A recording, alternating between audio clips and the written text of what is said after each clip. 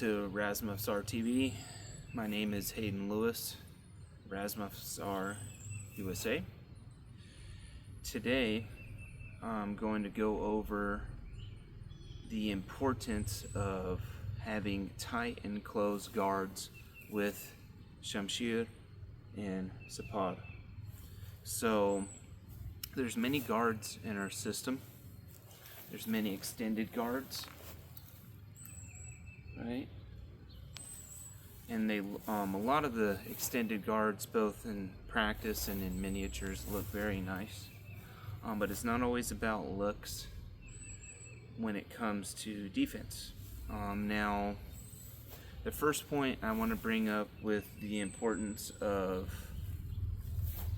having tighter guards is body mechanics.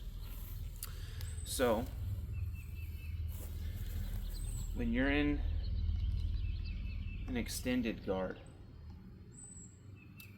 your limbs are more prone to being swatted out of the way because of leverage, which is fine. There's always a risk in any guard you take, and whether it's weapons or unarmed, there's always a risk of something. You're always open for something. With extended guards, here, you do run that risk of your limbs, your arms, being used as levers, just like you would have the advantage against someone using extended guard on you. Of course, certain guards you have to be wary of the blade of your opponent, the positioning of the separ and whatnot, but I'm talking body mechanics. So number one is leverage. So if I'm tight, just a standard middle guard here, if I'm tight, there's not really much more where my arm is going to go. Like if you're pressuring my separ, there's really nowhere else it's going to go because my arm is resting on my body. Same thing with my shamshir hand. It's really not going to go anywhere because it's resting on my body. Now, come into openings again. So yes, if they're making contact and I'm already here and not meeting them, right? I'm not extending my guard to meet them, then I'm already doing it wrong. So if they're making contact with my shamshir separ, that's when I react, right? React to what my opponent is doing. Number two, as a caveat to body mechanics, is stamina.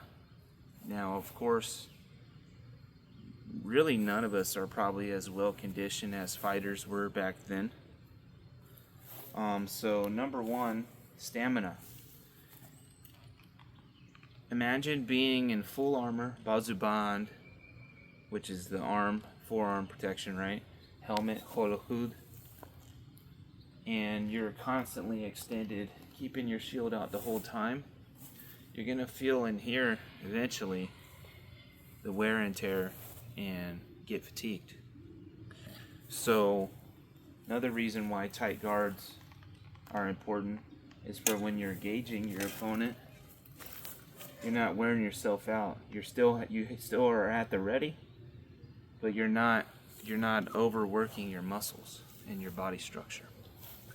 Not only that, with body mechanics is, like I said earlier,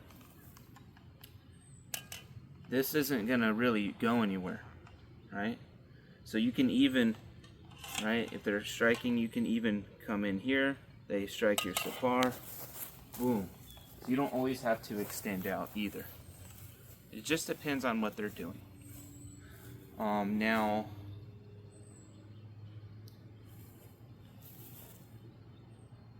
losing my train of thought here.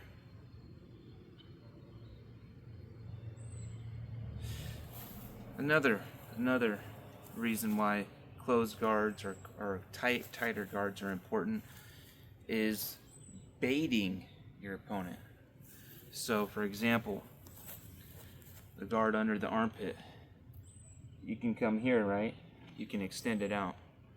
You can come here and you'll get a better visual when your separ is closer than here, right? But also because you're so tight, your opponent may be more enticed to chase you inside your own guard. So then that's when you can parry with the separ, strike with the separ, and counter. So another reason why tighter guards are important.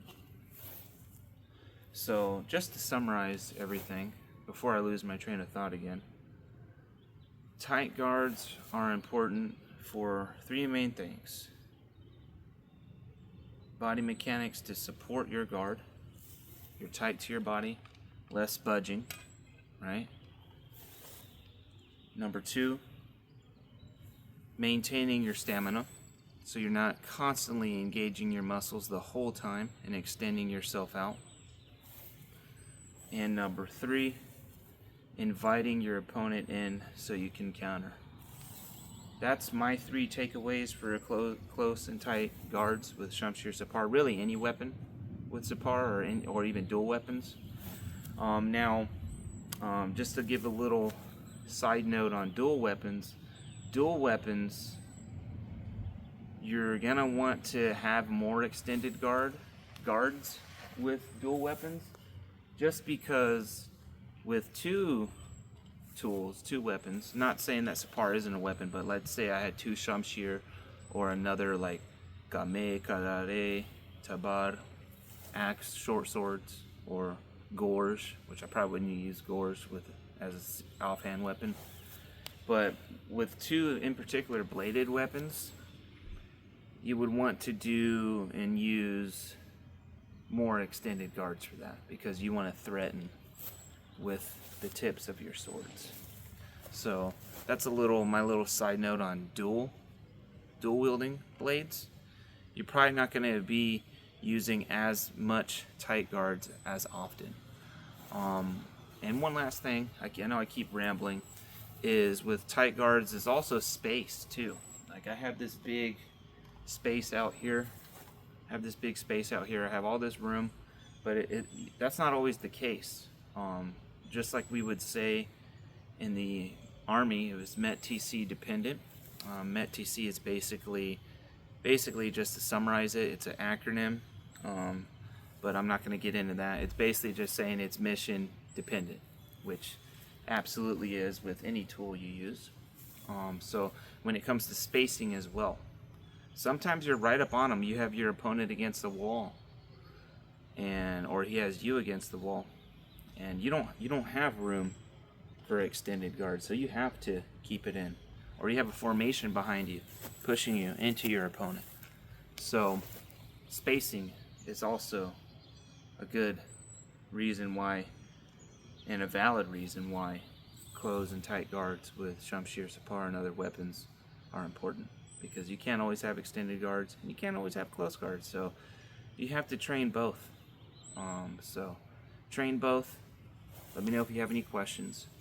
Hope this helps, and you have a good rest of your day.